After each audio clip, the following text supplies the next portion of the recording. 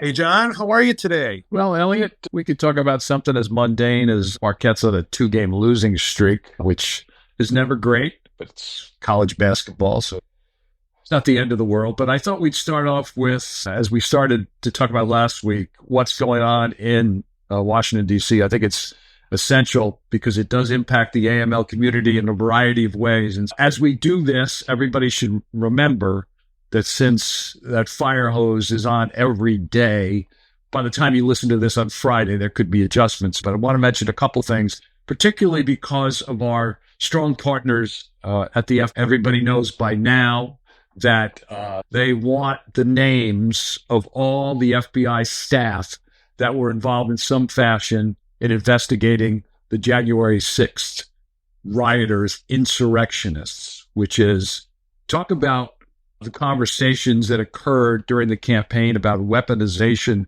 of the government.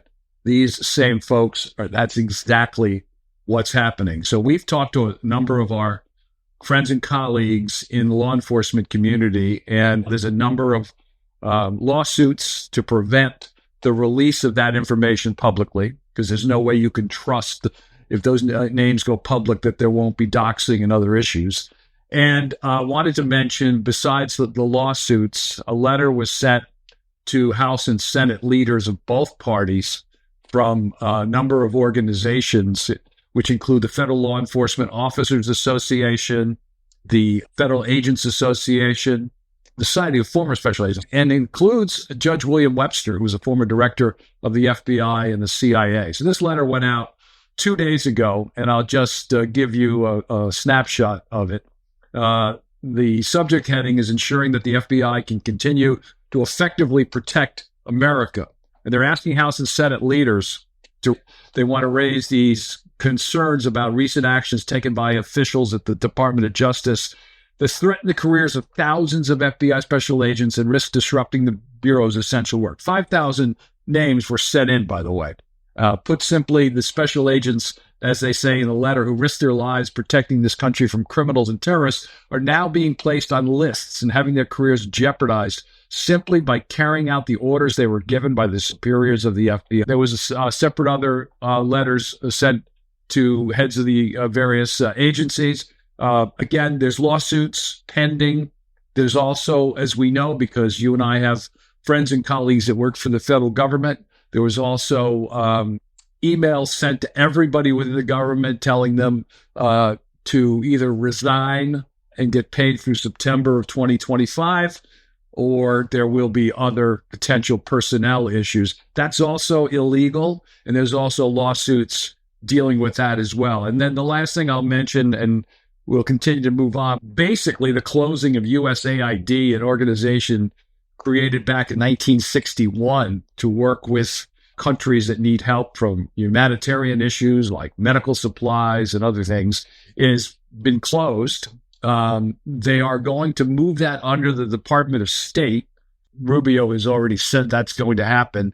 And it's clear from what we've been reading in the past week that by pausing the funding from USAID, people are already being harmed by this. We've talked about this in the de-risking space, but it's important here too. So a lot is happening, Elliot. And while we'll obviously cover the more mundane AML issues that go on, and again, at the end of the day, our community can't survive without law enforcement partners. So I think this is an important time for the U.S. I agree. I know that one theme that we saw this week in a couple of different places is corruption. I think the Basel Institute on Governance came out with a statement on that. You want to talk about that, John? The president of the board, Dr. Peter Maurer, talked about in a speech he gave late last week in Liechtenstein, new priorities for addressing corruption, environment, and climate challenges. And so during this meeting, Maurer talked about the need for what he's calling bold collective action across borders to tackle these issues. Part of what he said was the following: while the political focus on environmental issues and the protection of natural resources in the past has brought many positive results, we also seen how corruption and financial crime have become drivers of environmental problems by standards aren't adhered to, illegal trade and financial activities lead to exploitation of nature, and climate legislation is manipulated. Now, that speech is available on the Basel Institute on Governance website that Peter Maurer gave on the 4th of February. In the corruption space, it's important to also be paying attention to what's happening in the EU. They're in the process of working toward an updated anti-corruption framework. Their last anti-corruption framework was updated in 2008. They did some things in 2003 and in 1997. So this would be a major update, and it's working its way through their approval process. They're looking at 5 key changes: the raising of awareness to help step up corruption prevention, really communication, see something, say something kind of approach. Expanding the definitions of criminal corruption beyond the traditional ones. Introducing minimum criminal penalties and sanctions for the new offenses to ensure a level playing field in all the member states, like in the AML space, looking for a way to get all the member states having the same rules. There's a lot of discussion in this process about extending the statute of limitations because corruption often doesn't surface for a long time and the investigations are particularly complicated. And across all the member states, looking to have a uniform and longer statute of limitations. And then one we see all the time, ensuring that law enforcement and prosecutors have appropriate investigative tools and resources to fight corruption. More on this as it moves through the process. I would say this is something likely to be effective in 2026. With the new language, I think we'll see sometime mid-year 2025. Staying internationally, FATF has issued their 2023-2024 annual report, and that was during the Singapore presidency of Raja Kumar. And some of the highlights there are the transparency and beneficial ownership, which is going to be a challenge here, folks. Improving global transparency standards, amendments to the FATF standards on NPOs, ensuring that measures to protect and safeguard the NPO sector are targeted and proportionate, that governments do not suppress civil society through over-application of FATF standards, something that we've talked about in these conversations, but also I've interviewed folks in that space throughout the past couple of years. Women in FATF and the Global Network, promoting gender inclusivity through a new initiative to inspire the next generation of women leaders, responding to the risks in the global financial system and prioritizing those, and that's cyber-enabled fraud, exploitation of crowdfunding, asset recovery, the focus to asset recovery globally, and then on virtual assets, a big issue, of course, publishing a list of jurisdictions with materially important virtual asset service provider activity and the steps they've taken to encourage global implementation of FATF's requirements. The FATF annual report now available on their website. And another international item that we saw, the FCA in the UK issued what they call Dear CEO letters about the expectations on authorized push payment fraud reimbursement.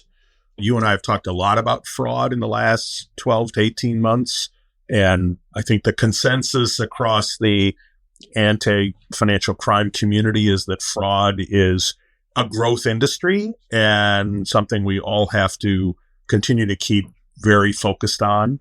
Last year, the UK created some new rules that require financial services providers in the UK under certain circumstances to reimburse their clients who lose money to frauds that run through the organizations.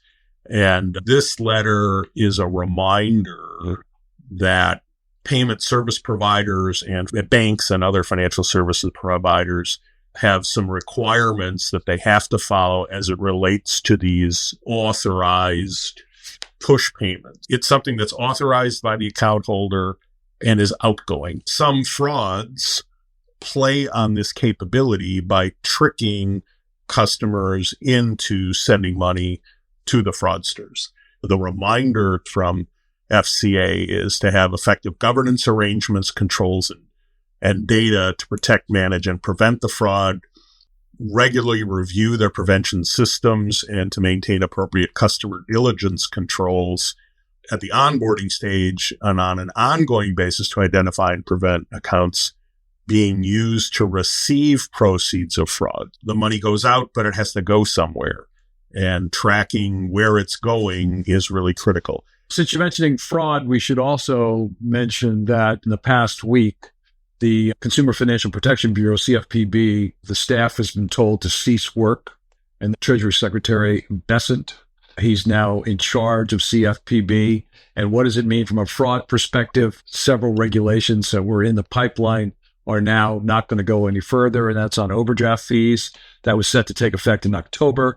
And removing medical debt from appearing on credit reports. The goal here is to shut down the CFPB. Congress created it, so there has to at least be some process. But when you talk about fraud, Elliot and I, before this year began, certainly were prepared to talk more about the CFPB's relationship to our community in terms of fraud prevention and detection. It's going to be very interesting to see what happens going forward. John, you wanted to mention the pending publication of the TRM Labs report.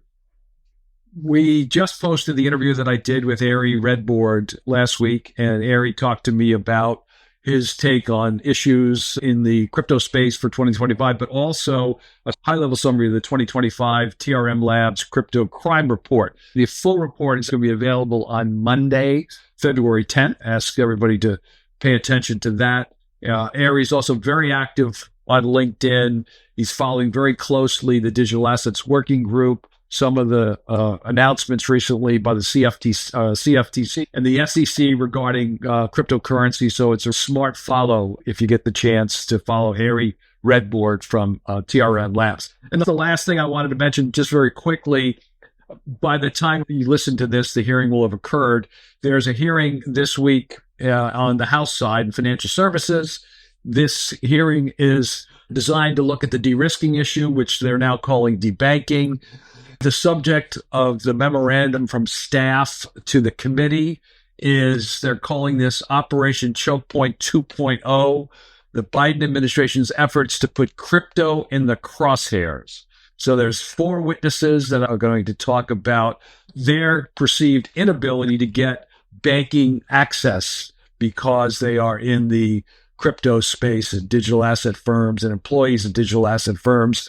It's going to be interesting to see what evidence they produce in this, but I think everybody that's in our world understands the pejorative nature of the term Operation Choke Point when you're trying simply to make risk-based decisions on account closure, account continuing, account opening. So there's going to be a lot more about this going on. The Senate is very interested in this issue as well. So take a look. The hearing is, I believe, on Thursday of this week. So by Friday, you'll see some of the outputs from that hearing. But that's going to be an issue for all the risk managers listening to us today. John, I know you're working on this month's webinar, which is Thursday the 27th. It'll live stream at 1 p.m. Eastern time. You want to tell us a little bit about that? We're going to give updates on the issue, the broad issue of corruption, both domestically and internationally. We have 2 excellent panelists, Jonathan Lopez, a former DOJ lawyer who's now in private practice,